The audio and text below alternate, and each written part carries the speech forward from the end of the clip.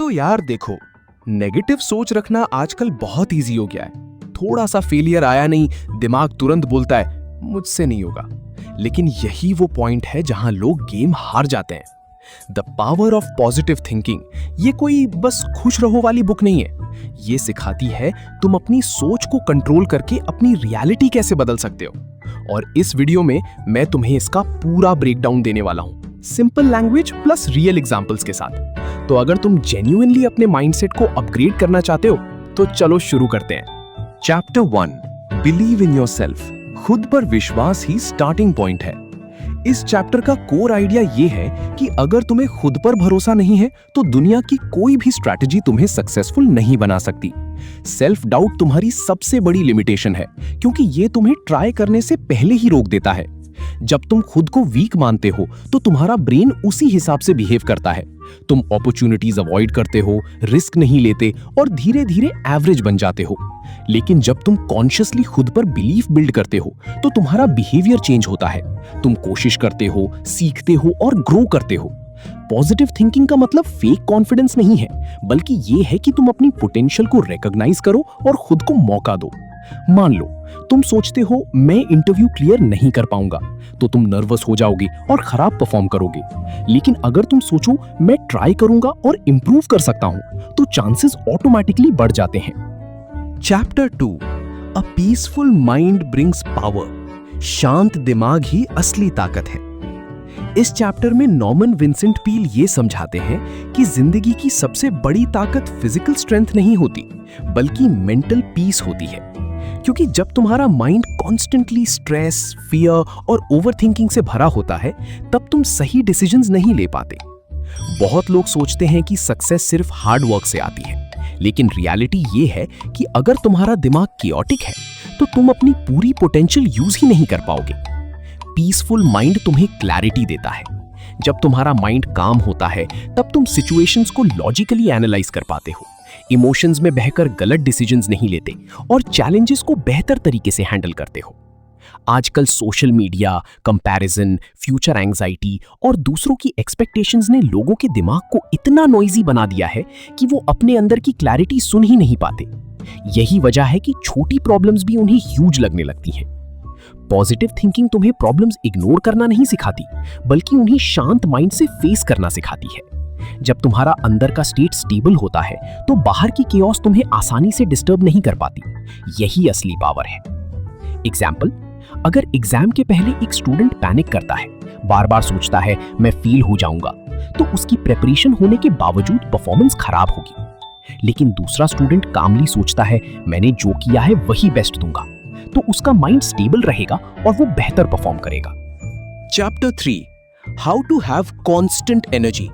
तुम्हारी सोच ही तुम्हारी एनर्जी बनाती है। इस चैप्टर का कोर मैसेज ये है कि एनर्जी सिर्फ बॉडी से नहीं आती, बल्कि तुम्हारी मेंटल स्टेट से भी आती है। बहुत बार ऐसा होता है कि फिजिकली तुम ठीक होते हो, लेकिन मेंटली एग्जॉस्टेड फील करते हो। इसका रीजन अक्सर नेगेटिव थिंकिंग होती है। जब तुम हर समय प्रॉब्लम्स, फेलियर्स और फियर्स के बारे में सोचते रहते हो तो तुम्हारा दिमाग अननेसेसरी एनर्जी कंज्यूम करता है। यही वजह है कि बिना कुछ प्रोडक्टिव किए भी इंसान टायर्ड फील करता है। दूसरी तरफ पॉजिटिव थिंकर्स हर चैलेंज को ग्रोथ अपॉर्चुनिटी की तरह देखते हैं, इसलिए वो मेंटली फ्रेश रहते हैं। इसका मतलब ये नहीं कि उन्हें प्रॉब्लम्स नहीं आती, बल्कि वो प्रॉब्लम्स को अपने ऊपर हावी नहीं होने देते। पॉजिटिव थिंकिंग तुम्हारे अंदर होप क्रिएट करती है और होप तुम्हें आगे बढ़ने की एनर्जी देती है। जब तुम्हें लगता है कि तुम्हारी मेहनत का रिजल्ट आएगा, तब नेचुरली तुम्हारे अंदर काम करने की इच्छा बढ़ती है। यही रीजन है कि मोटिवेटेड लोग ज्यादा प्रोडक्टिव होते हैं। उनका सीक्रेट सिर्फ डिसिप्लिन नहीं, बल्कि उनका माइंडसेट होता है। अगर तुम अपनी एनर्जी इंप्रूव करना चाहते हो तो सिर्फ स्लीप और डाइट पर फोकस मत करो, अपने थॉट्स पर भी ध्यान दो, क्योंकि तुम्हारा ब्रेन ही डिसाइड करता है कि तुम एनर्जाइज्ड फील करोगे या ड्रेन्ड। एग्जाम्पल, दो स्टूडेंट्स सेम सिलेबस पढ़ते हैं। एक सोचता है इतना सिलेबस कैसे होगा, दूसरा सोचता है थोड़ा थोड़ा करके हो जाएगा। पहला मेंटली ड्रेन हो जाएगा, दूसरा कंसिस्टेंट रहेगा। Chapter 4, expect the best and get it. जैसी एक्सपेक्टेशन वैसा रिजल्ट। इस चैप्टर में बताया गया है कि तुम्हारी एक्सपेक्टेशंस तुम्हारे एक्शंस को शेप करती हैं और एक्शंस तुम्हारे रिजल्ट्स डिसाइड करते हैं। अगर तुम हर सिचुएशन में पहले से अज्यूम कर लेते हो कि आउटकम खराब होगा, तो तुम्हारा बिहेवियर भी उसी हिसाब से वीक हो जाता है। तुम कॉन्फिडेंस लूज कर देते हो, एफर्ट कम देते हो और अपॉर्चुनिटीज मिस कर देते हो। दूसरी तरफ जब तुम बेस्ट एक्सपेक्ट करते हो तो तुम्हारा पूरा अप्रोच बदल जाता है। तुम कॉन्फिडेंट रहते हो, प्रिपेयर्ड रहते हो और चांसेस ज्यादा बनते हैं कि चीजें तुम्हारे फेवर में जाएं। यहाँ पॉजिटिव थिंकिंग का मतलब अनरियलिस्टिक ऑप्टिमिज्म नहीं है। इसका मतलब ये नहीं कि हर चीज परफेक्ट होगी। इसका मतलब सिर्फ इतना है कि तुम खुद को वर्स्ट केस अजम्पशन से पहले ही लिमिट मत करो। बहुत लोग लाइफ में इसलिए पीछे रह जाते हैं क्योंकि उन्होंने कोशिश करने से पहले ही मान लिया होता है कि वो फेल होंगे। यही सेल्फ सैबोटाज है। जब तुम पॉजिटिव एक्सपेक्टेशंस रखते हो तो तुम्हारा ब्रेन सॉल्यूशंस ढूंढने लगता है। तुम ऑब्स्टिकल्स को एंड नहीं, चैलेंज की तरह देखने लगते हो। यही एटीट्यूड धीरे धीरे सक्सेस बिल्ड करता है। एग्जाम्पल, अगर तुम इंटरव्यू में जाते वक्त सोचो मुझे रिजेक्ट कर देंगे, तो तुम्हारी बॉडी लैंग्वेज वीक होगी। अगर सोचो मैं अपना बेस्ट दूंगा, तो कॉन्फिडेंस खुद दिखेगा। Chapter 5, don't believe in defeat. हार को फाइनल मत मानो। इस चैप्टर का सबसे पावरफुल लेसन ये है कि डिफीट सिर्फ एक घटना है, तुम्हारी आइडेंटिटी नहीं।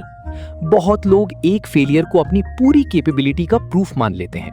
अगर वो एक बार फेल हो गए तो तुरंत कंक्लूड कर लेते हैं कि वो उस चीज के लिए बने ही नहीं हैं। यही माइंडसेट ग्रोथ रोक देता है। नॉर्मन विंसेंट पील कहते हैं कि असली डिफरेंस सक्सेसफुल और अनसक्सेसफुल लोगों में टैलेंट का नहीं बल्कि रिस्पॉन्स का होता है। सक्सेसफुल लोग फेलियर को फीडबैक की तरह लेते हैं। वो पूछते हैं इससे मैं क्या सीख सकता हूं, जबकि बाकी लोग पूछते हैं मेरे साथ ही क्यों। पॉजिटिव थिंकिंग तुम्हें फेलियर्स इग्नोर करना नहीं सिखाती, बल्कि उनसे सीख कर स्ट्रॉन्गर बनना सिखाती है। हर बड़ी सक्सेस के पीछे मल्टीपल फेलियर्स होते हैं, लेकिन अगर तुम हर सेटबैक को फाइनल समझ लोगे तो तुम नेक्स्ट अपॉर्चुनिटी तक पहुंच ही नहीं पाओगे। हार सिर्फ तब परमानेंट बनती है जब तुम कोशिश छोड़ देते हो। इसलिए डिफीट पर बिलीव मत करो, उसे टेम्पररी चैलेंज समझो। एग्जाम्पल, अगर तुमने यूट्यूब चैनल स्टार्ट किया और पहली 20 वीडियोस पर व्यूज नहीं आए, तो नेगेटिव माइंडसेट बोलेगा ये मेरे बस की बात नहीं। पॉजिटिव माइंडसेट बोलेगा कुछ इंप्रूव करना है, कंटिन्यू रखो। Chapter 6, break the worry habit, चिंता की आदत तोड़ो। इस चैप्टर में बताया गया है कि वरी यानी चिंता एक ऐसी मेंटल हैबिट है जो धीरे धीरे इंसान की सारी क्रिएटिविटी, कॉन्फिडेंस और पीस खत्म कर देती है। ज्यादातर लोग जिस चीज की चिंता करते हैं वो कभी होती ही नहीं, लेकिन उनका mind worst case scenarios imagine करके खुद को मेंटली वीक बना देता है। वरी प्रॉब्लम सॉल्व नहीं करती, बल्कि प्रॉब्लम को बड़ा बना देती है। जब तुम हर समय फ्यूचर की चिंता करते हो तो प्रेजेंट में सही एक्शन नहीं ले पाते। पॉजिटिव थिंकिंग सिखाती है कि वरी करने से बेटर है एक्शन लेना। अगर कोई प्रॉब्लम है तो उसे सॉल्व करने की कोशिश करो। अगर सॉल्व नहीं कर सकते तो उसे लेकर खुद को मेंटली टॉर्चर मत करो। बहुत सारी एंजाइटी सिर्फ ओवर थिंकिंग का रिजल्ट होती है। जब तुम कॉन्शियसली अपने थॉट्स को कंट्रोल करना सीखते हो, तब तुम वरी के साइकिल से बाहर निकलते हो। यही हैबिट ब्रेक करना जरूरी है अगर तुम्हें मेंटली स्ट्रांग बनना है। एग्जाम्पल, तुम सोचते रहते हो अगर बिजनेस फेल हो गया तो, और स्टार्ट ही नहीं करते। लेकिन अगर सोचो फेल हुआ तो सीखूंगा, तो तुम एक्शन लोगे। Chapter 7, try prayer and visualisation, अपने माइंड को क्लियर डायरेक्शन दो। इस चैप्टर में ऑथर बताते हैं कि विजुअलाइजेशन और फोकस्ड थॉट तुम्हारे सबकॉन्शियस माइंड को प्रोग्राम करते हैं। जब तुम बार बार किसी गोल को क्लियरली इमेजिन करते हो तो तुम्हारा ब्रेन उसी डायरेक्शन में अपॉर्चुनिटीज नोटिस करने लगता है। ये मैजिक नहीं है, साइकोलॉजी है। तुम्हारा ब्रेन उसी चीज पर ज्यादा फोकस करता है जिस पर तुम रिपीटेडली अटेंशन देते हो। इसीलिए अगर तुम डेली अपने फेलियर्स इमेजिन करोगे तो तुम्हारा माइंड डर डेवलप करेगा, लेकिन अगर तुम सक्सेस विजुअलाइज करोगे तो कॉन्फिडेंस बिल्ड होगा। विजुअलाइजेशन तुम्हारे अंदर बिलीफ क्रिएट करता है और बिलीफ एक्शन को फ्यूल देता है। यही कारण है कि एथलीट्स, एंटरप्रेन्योर्स और हाई परफॉर्मर्स विजुअलाइजेशन का इस्तेमाल करते हैं। ये तुम्हारे ब्रेन को पहले से तैयार करता है। एग्जाम्पल, अगर तुम डेली इमेजिन करो कि तुम कॉन्फिडेंटली स्टेज पर बोल रहे हो तो प्रैक्टिस करते समय भी कॉन्फिडेंस फील होगा। चैप्टर 8, स्टॉप मेकिंग एक्सक्यूजेस, बहाने ग्रोथ के सबसे बड़े दुश्मन है। इस चैप्टर का मैसेज बहुत डायरेक्ट है। एक्सक्यूजेस तुम्हें कंफर्ट देते हैं लेकिन इंप्रूव नहीं करते। बहुत लोग अपनी फेलियर्स के लिए हमेशा बाहरी रीजंस ढूंढते हैं। टाइम नहीं था, रिसोर्सेज नहीं थे, सपोर्ट नहीं मिला। लेकिन रियलिटी ये है कि एक्सक्यूजेस सिर्फ तुम्हें टेम्पररी रिलीफ देते हैं। पॉजिटिव थिंकिंग रिस्पॉन्सिबिलिटी लेना सिखाती है। जब तुम एक्सेप्ट करते हो कि तुम्हारी ग्रोथ तुम्हारे कंट्रोल में है, तभी चेंज शुरू होता है। एक्सक्यूजेस माइंडसेट को विक्टिम मोड में रखती हैं और विक्टिम मोड में कोई प्रोग्रेस नहीं होती। सक्सेसफुल लोग प्रॉब्लम्स देखते हैं, एक्सक्यूजेस नहीं। एग्जाम्पल, मेरे पास जिम जाने का टाइम नहीं है, एक्सक्यूज। मैं घर पर 20 मिनट वर्कआउट कर सकता हूं, solution mindset. Chapter 9, confidence solves problems. Confidence problems को छोटा बना देता है। इस चैप्टर में बताया गया है कि कॉन्फिडेंस का मतलब ये नहीं कि तुम्हें हर आंसर पता है।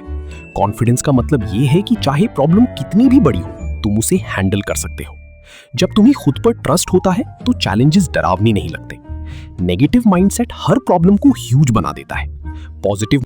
Chapter 10, stay positive daily.